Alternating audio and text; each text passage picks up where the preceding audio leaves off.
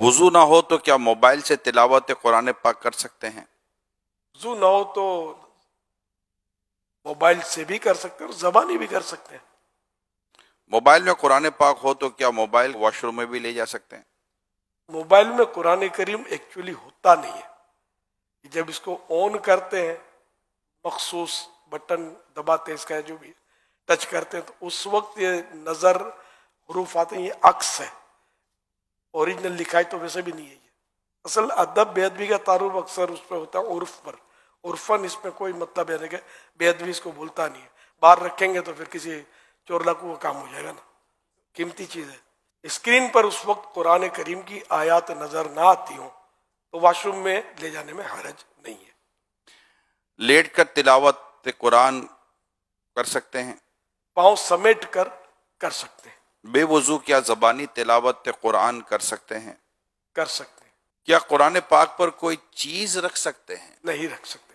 کپڑے یعنی یہاں تک کہ اگر قرآن کریم کسی باکس میں ہے اس کے اوپر بھی کپڑا نہیں رکھ سکتے. کسی کے ہاتھ سے اگر قرآن پاک چھوٹ جائے تو کیا کفارہ ہے؟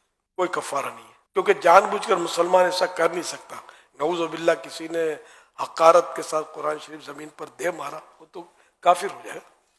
لیکن یہاں جو زمین ہاتھ سے نکل گیا اور زمین پر آ گیا قرآن کریم تو مسلمان تو گھبرا جاتا ہے، یہ اب کیا کفارہ ہے پوچھنے نکلتا ہے.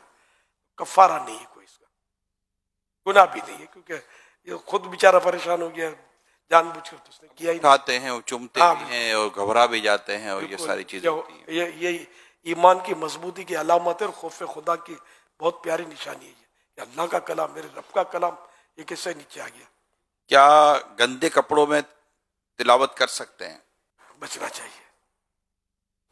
ایک شخص کو کتنا قرآن پاک یاد ہونا ضروری ہے؟ جتنا نماز میں فرض ہے پڑھنا اتنا یاد ہونا فرض، جتنا نماز میں پڑھنا واجب ہے اتنا واجب.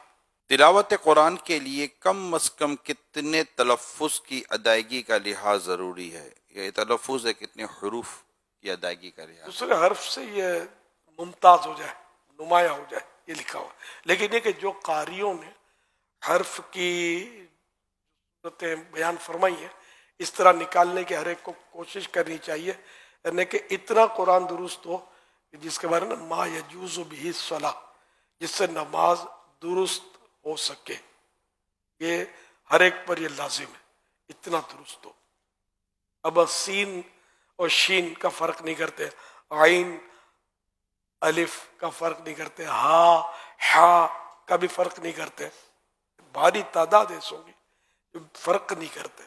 اعلیٰ حضرت امام احمد اللہ خان رحمۃ اللہ علیہ فرماتے اتنی تجوید سیکھنا کہ ہر حرف دوسرے حرف سے صحیح ممتاز ہو فرض عین ہے، بغیر اس کے نماز قطعاً باطل ہے.